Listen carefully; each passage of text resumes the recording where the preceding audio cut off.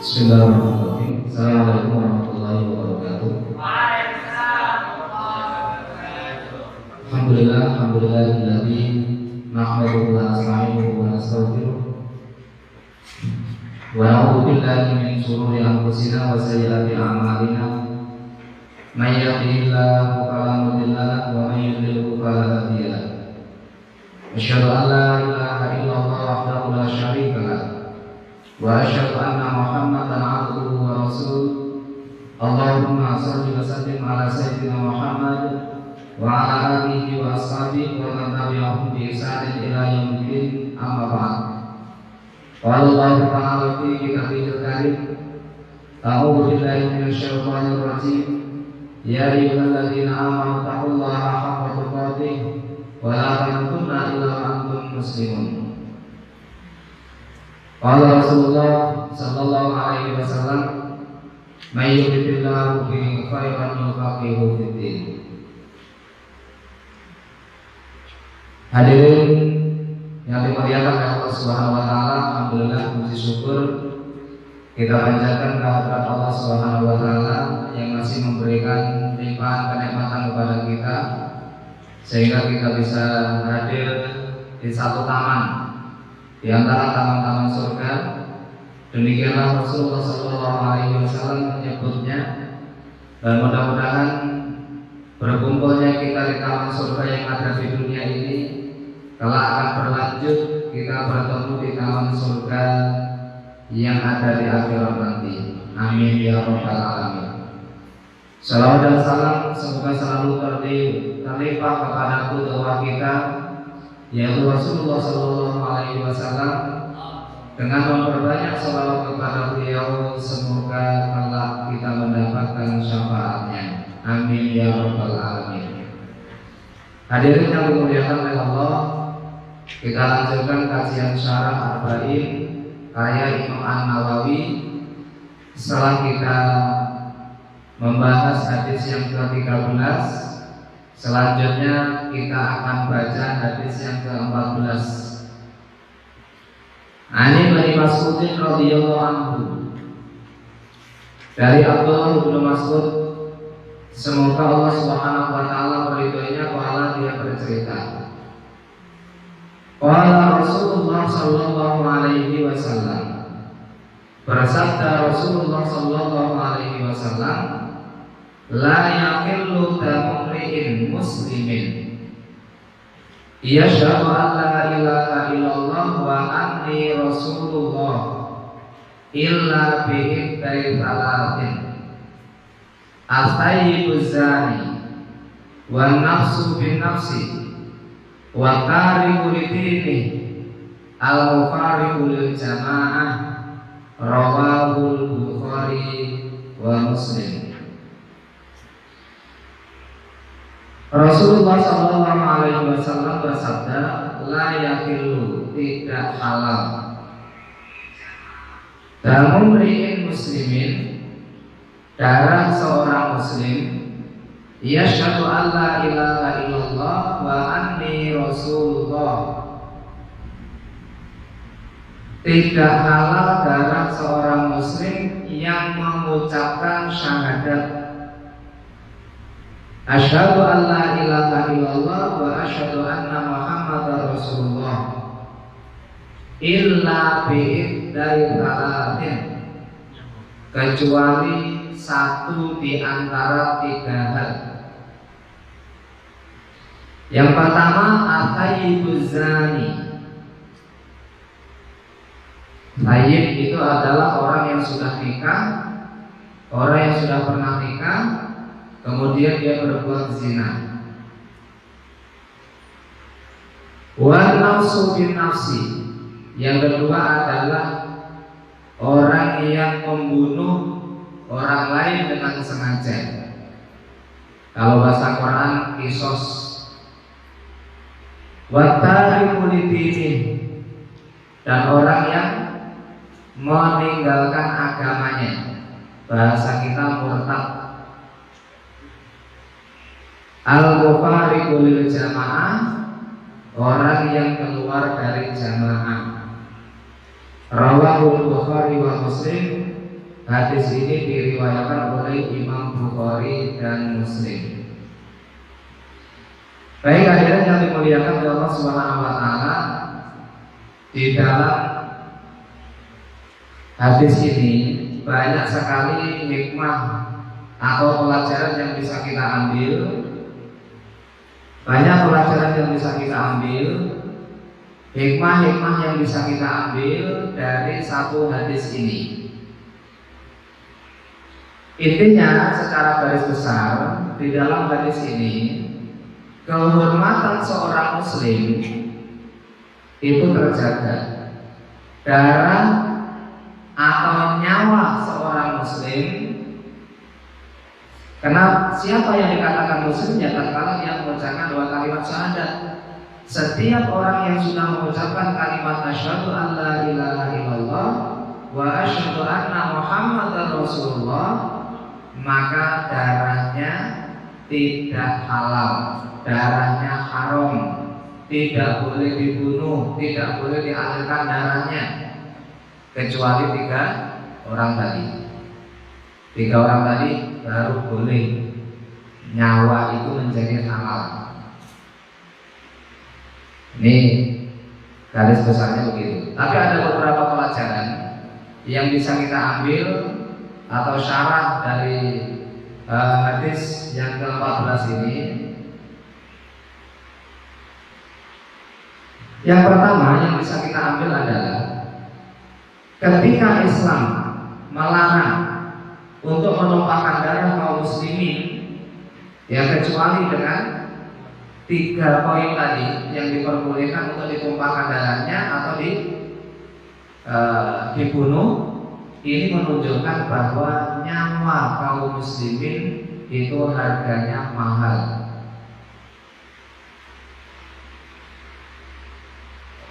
Nyawa kaum muslimin harganya mahal. Makanya Islam memberikan sebuah aturan la yahillu, tidak halal alias haram. Berarti dosa besar kalau seseorang itu menumpahkan darah. Dosa besar kalau seseorang itu membunuh. Dan kita harus bangga sebagai seorang muslim, karena nyawa kita dihargai oleh Allah, nyawa kita dihargai oleh Islam dengan harga yang setinggi-tingginya.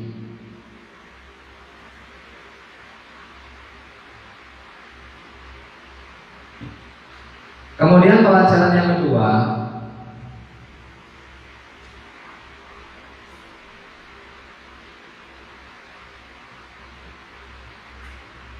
jangankan membunuh, ya jangankan membunuh,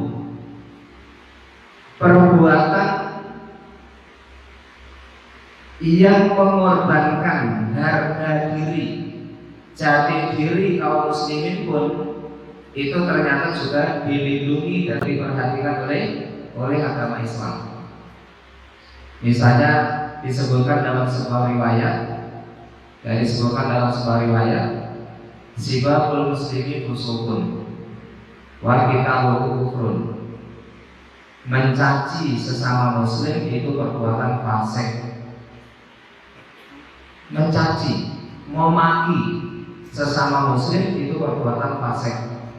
Itu dinilai oleh Islam al-khuruju anil ta'ah, yaitu termasuk keluar dari ketaatan. Wa qitaluhu kufrun. Adapun kalau sampai membunuhnya itu adalah perbuatan kufur. Meskipun nanti kufur itu juga ada level-levelnya. Ada yang kufur duna kufrin, kufur tapi tidak mengeluarkan seseorang dari Islam.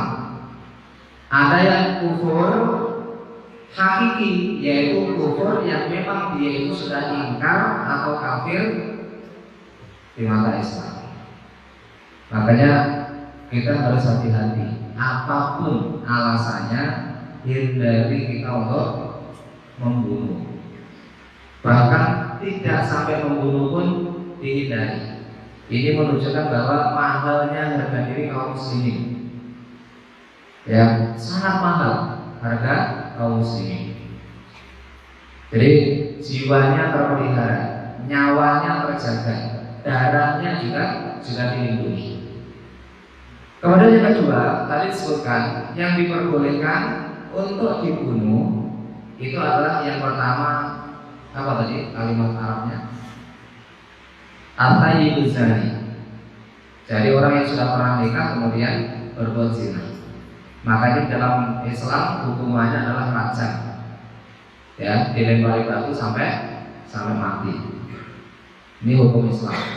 Cuman yang boleh menjalankan hukum ini itu adalah penguasa dalam Islam.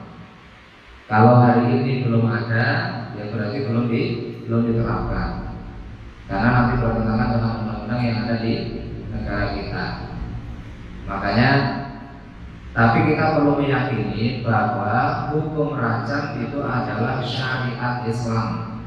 Ya.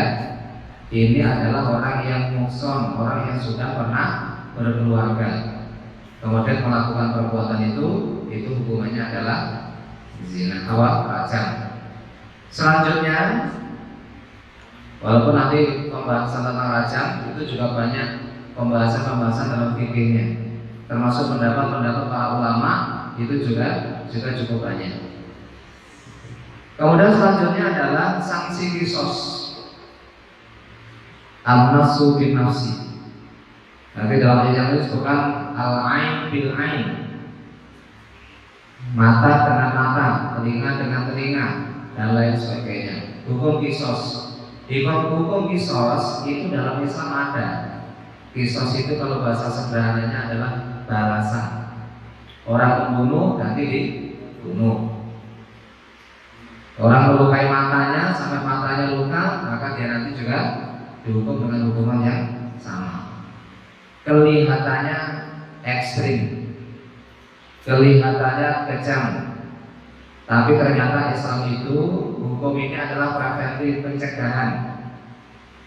Kenapa hukum itu akan membuat orang jerah, akan membuat orang takut ketika hukuman itu satu berat, kedua memang benar-benar itu dilakukan.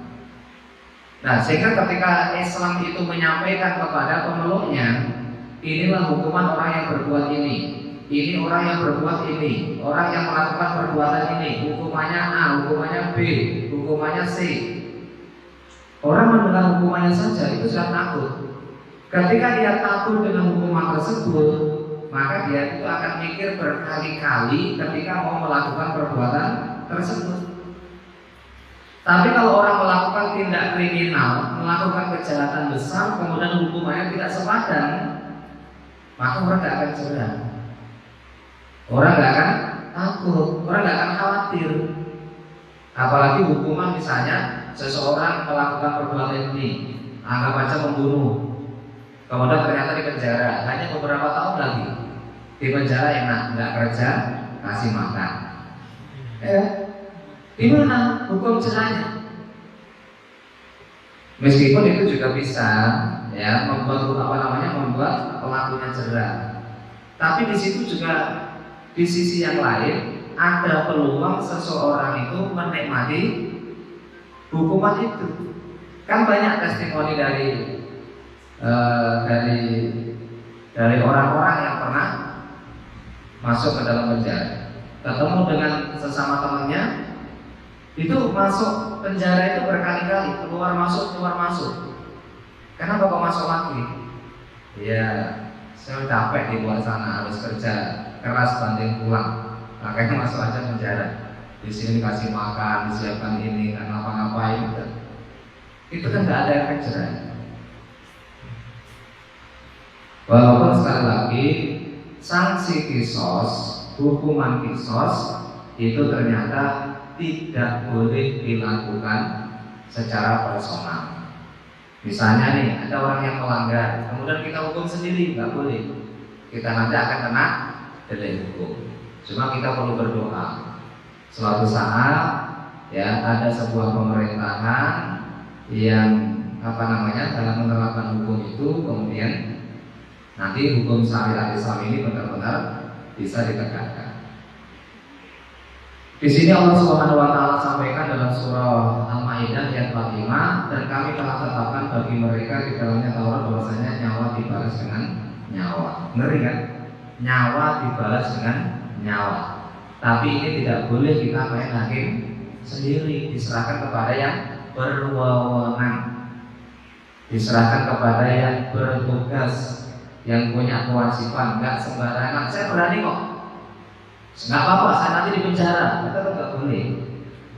Karena untuk menerapkan syariat Islam yang berkaitan dengan hukum-hukum seperti ini, itu wewenangnya penegak hukum.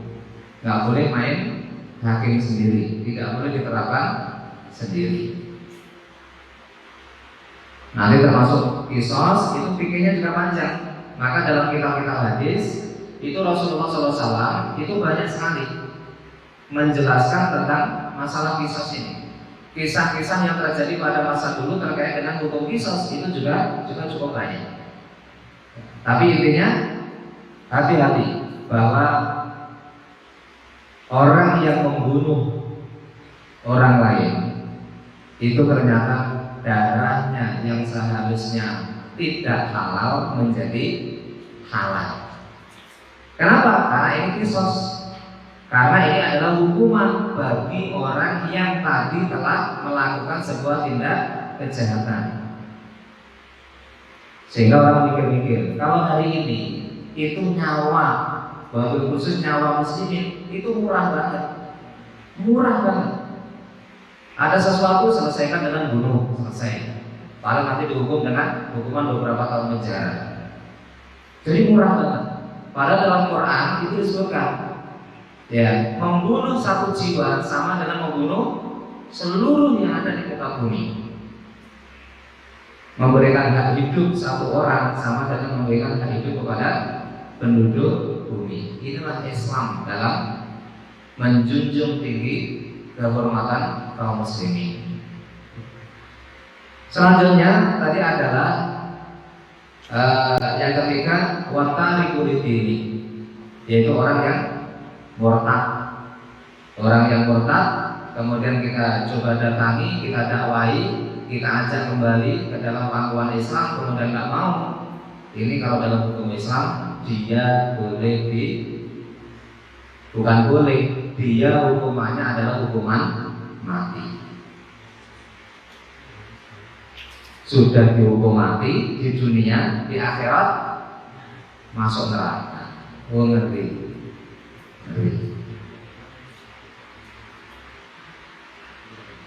Nah, kenapa orang itu bisa murtad? Yang banyak yang melatar belakangi. Makanya kita harus yakini penuh bahwa syariat Islam ini adalah syariat yang datang dari Allah Subhanahu wa taala. Syariat Islam ini adalah syariat yang diturunkan oleh Allah sesuai dengan kebutuhan manusia. Makanya tidak ada syariat yang justru mencelakakan pemeluknya. Tidak ada dalam Islam. Coba dicari syariat apa kalau diterapkan oleh pemeluknya itu justru menyengsarakan kita. Nggak ada kan? Ada. Karena justru adanya syariat ini Allah Subhanahu wa taala ingin membela hambanya, membela makhluknya. Dalam hal ini adalah umat Islam. Makanya justru setiap syariat itu malah mengandung hikmah yang sangat besar, manfaatnya sangat besar, dan ini sesuai dengan kebutuhan manusia, sesuai dengan fitrah manusia. Makanya kita yakini syariat Islam itu harus kita yakini dengan benar. Yang sering terjadi itu adalah kenapa seseorang itu memberikan tuduhan-tuduhan negatif kepada Islam karena dia tidak memahami, atau dia memahami Islam itu hanya kulitnya saja, hanya sebagiannya saja. Padahal kita diperintahkan untuk hulu fisilmi kafah, silakan kalian masuk ke dalam agama Islam secara total, secara menyeluruh, jangan sebagian-sebagian. Kalau kita memahami sebagian-sebagian saja, boleh jadi kita nanti akan salah paham, akan salah persepsi. Makanya pahami syariat Islam itu dengan benar, pahami syariat Islam itu secara total, secara menyeluruh. Kita nanti akan tahu bahwa Islam itu adalah satu-satunya syariat yang diterima oleh Allah Subhanahu wa taala. Inna dina indallahil Islam. Satu-satunya agama yang diterima oleh Allah hanya Islam. Makanya Islam itu agama yang benar atau yang paling benar? Yang benar apa yang paling benar? Hah? Yang benar apa yang paling benar? Berarti yang lain benar. Kalau yang lain salah berarti yang benar. Nggak ada tandingannya kan? Karena agama lain itu tidak diterima oleh Allah Subhanahu wa taala. Kalau paling berarti bawahnya juga baik. Nah, ini harus kita pahami secara benar. Makanya kalau kita mempelajari bagaimana Nabi Shallallahu Alaihi Wasallam mengajarkan Islam kepada para sahabat, itu tahapan-tahapannya itu sempurna. Bahkan digambarkan seperti membangun sebuah bangunan. Bahkan Islam ini juga sebuah bangunan. Jadi Nabi memulai dari fondasinya dulu, yaitu akidah. Nggak main-main, karena akidah itu adalah hal yang sangat penting. Rusaknya akidah, rusak semuanya. Akidah rusak, yang lain juga rusak. Makanya akidah ini diperbaiki. Nabi memperbaiki akidah itu selama 13 tahun. 13 tahun. Nabi mengajarkan tentang akidah atau tauhid. Ini murni, khusus fokus masalah urusan keimanan atau tauhid atau akidah, supaya dia mengenal betul eksistensi Allah Subhanahu wa taala. Ma'rifatullahnya itu supaya benar-benar maksimal 13 tahun, dan itu tidak dicampur dengan diajari masalah-masalah hukum. Makanya perintah sholat itu sendiri itu di tahun 10 kenabian. Pada peristiwa Isra Mi'raj kan, perintah sholat itu diawali dari Isra Mi'rajnya Rasulullah SAW. Itu baru perintah sholat. Adapun kaifiyah dan tata caranya itu bertahap. Bahkan ketika Nabi SAW di kota Madinah itu juga masih mengajari tentang sholat. Itu sholat. Puasa itu ternyata ayat tentang kewajiban puasa itu diturunkan pada tahun 2 Hijriah. Makanya selama 13 tahun di kota Mekah murni akidah, murni keimanan, murni tauhid. Karena tauhid ini penentu.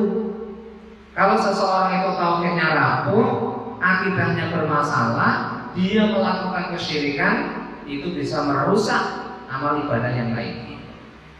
Makanya disebutkan di dalam surah Az-Zumar itu, lain asyrakta layak baton na'amaluk. Jika engkau menyekutukan Allah, jika engkau berbuat syirik, layak baton na'amaluk, niscaya amal-amalmu itu akan lenyap, tidak ada gunanya. Jadi kita perlu memahami secara lengkap, secara menyeluruh, secara sempurna, supaya tidak ada ruang kita meninggalkan Islam.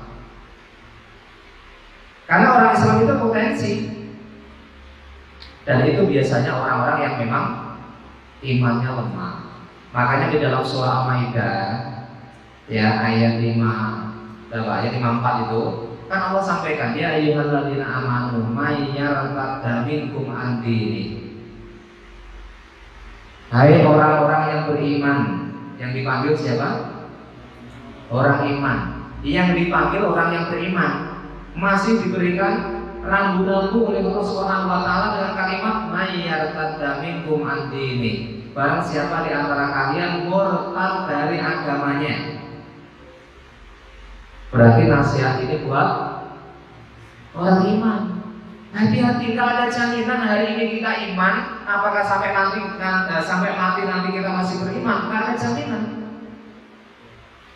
Karena setan itu luar biasa. Termasuk juga setan itu akan datang pada saat manusia itu sakaratul maut, setan akan datang. Makanya berharaplah ketika kita nanti dalam kondisi sakaratul maut, ada orang-orang soleh yang mendampingi kita, kemudian mentalkin kita. Mentalkin itu mengajarkan kita untuk mengucapkan kalimat la ilaha illallah. Karena Nabi mengatakan lakinu mautakum bila ilaha illallah. Talkinlah, tuntunlah orang yang sakaratul maut, orang yang mau mati di antara kalian untuk mengucapkan kalimat la ilaha illallah. Karena jaminannya mangkana akhiru kalamihi la ilaha illallah dakhalal jannah. Siapa yang di akhir hayatnya, di akhir hidupnya dia bisa mengucapkan kalimat la ilaha illallah, jaminannya surga. Tapi kita bisa jamin nggak nanti pada saat sakaratul maut bisa mengucapkan kalimat itu? Nggak ada yang jamin, nggak ada yang jamin. Bahkan para ulama juga memberikan nasihat kepada kita, kematian seseorang itu nanti seperti apa tergantung kebiasaannya. Ya, tergantung kebiasaan. Antum nanti matinya seperti apa tergantung kebiasaan kita. Kalau kebiasaannya baca Quran, boleh jadi pada saat baca Quran itu meninggal. Banyak kan para hafiz-hafiz itu ternyata terbiasa baca Quran, terbiasa hafalan, terbiasa murojaah. Bahkan ketika kondisi koma, kondisi koma itu masih melantunkan ayat-ayat Quran sampai meninggal. Dan itu kematian yang indah. Siapa yang tak ingin seperti itu? Bagi orang yang punya kebiasaan zikir, subhanallah, alhamdulillah, la ilaha illallah, la ilaha illallah, la ilaha illallah, subhanallah wa bihamdihi, subhanallah wa bihamdihi, subhanallah, itu kalimat yang menjadi kebiasaan dalam lisan kita setiap hari. Itu akan mempermudah kita nanti di akhir hayat kita untuk mengucapkan kalimat yang biasa kita biasakan. Tapi kalau orang punya kebiasaan nyanyi, wah, jangan-jangan ketika sakaratul maut dituntun itu oleh teman-temannya, oleh saudaranya, dituntun oleh syekhnya. Ya syabab, pemuda, kul la ilaha illallah, mau nyanyi. Habis nyanyi, mati.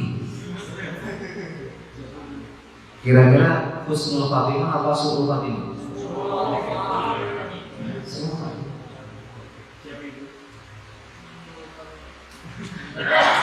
Atau orang yang punya kebiasaan yang gak baik, kebiasaan yang lago, kebiasaan yang sia-sia.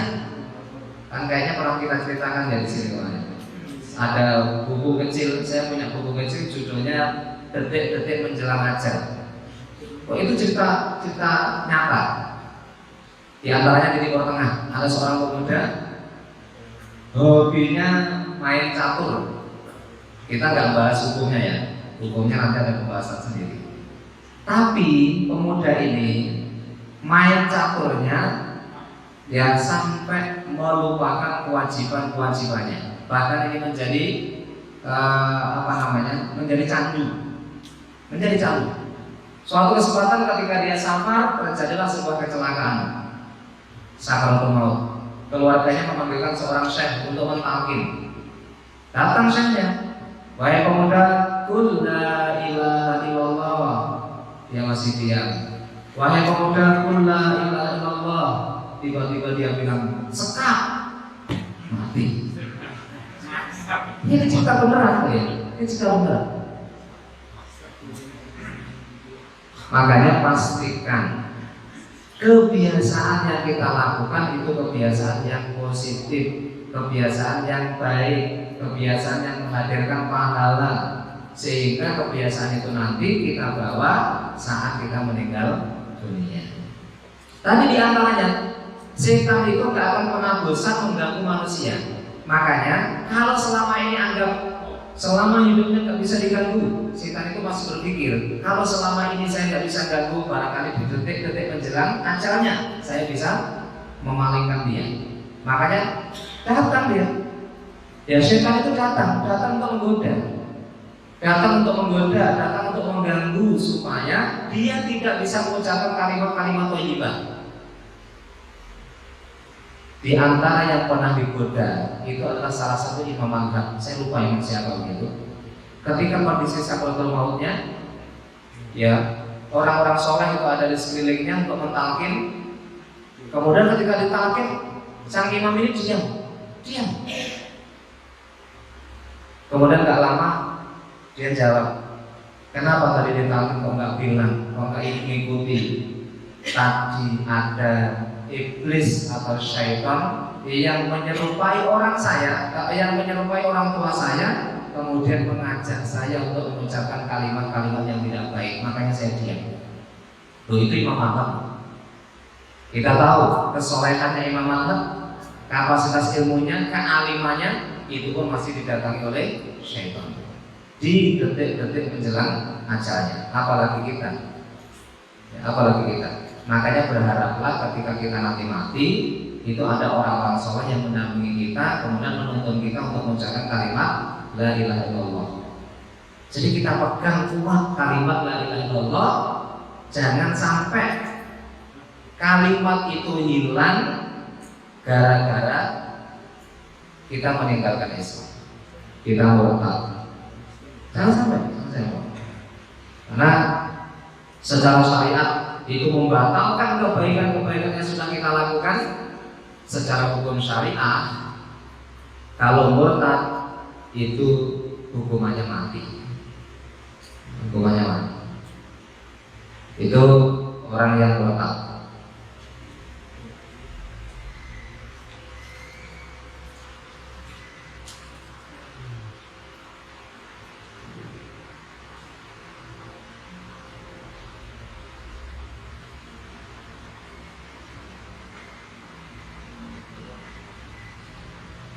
Kemudian tadi disebutkan al-mufariqu lil jamaah, itu adalah orang yang berpisah dari jamaah ketika sudah ada jamaatul muslimin. Ya, kalau sekarang belum ada. Sekarang belum ada. Jadi kalimat ini, hukum ini, ya belum bisa diterapkan. Al-mufariqu lil jamaah, orang yang pisah dari jamaah. Baik hadirin yang dimuliakan Allah Subhanahu wa taala, ini kesimpulan dari hadis yang ke-14 ini bahwa Allah Subhanahu wa taala memberikan penghargaan dan penghormatan kepada kaum muslimin. Harga dirinya dijaga, darahnya dijaga, nyawanya dijaga. Itulah Islam. Nggak ada yang boleh darah kaum muslimin itu ditumpahkan. Nggak boleh nyawa kaum muslimin itu dirampas. Ya intinya semuanya dijaga, kecuali 3 hal tadi. Jika 3 hal itu dilakukan oleh muslimin sekalipun, maka nyawanya boleh dikorbankan. Misalnya yang harus dihukum rajam tadi, kemudian kisos, itu yang menghukum nggak dosa, karena ini bagian dari hukum syariah dan orang yang. Nah ini menunjukkan bahwa Islam itu luar biasa dan kita harus memahami Islam dengan yang sebenarnya, memahami Islam dengan keseluruhan, memahami Islam dengan total, supaya tidak sebagian. Kalau memahami Islam hanya sebagian saja, hanya sepotong saja, itu nggak akan sempurna dan boleh jadi itu adalah sebuah peluang kesalahan kita dalam memahami syariat mulia, syariat yang sempurna ini. Baik, hadirin yang dimuliakan oleh Allah Subhanahu wa taala, mungkin ini yang bisa kita kaji pada kesempatan malam kali ini. Semoga menjadi renungan buat kita semua supaya menjadi semakin yakin terhadap Islam, bahwa Islam itu menghargai nyawa darah umatnya. Demikian, semoga ada manfaatnya. Ada yang ditanyakan?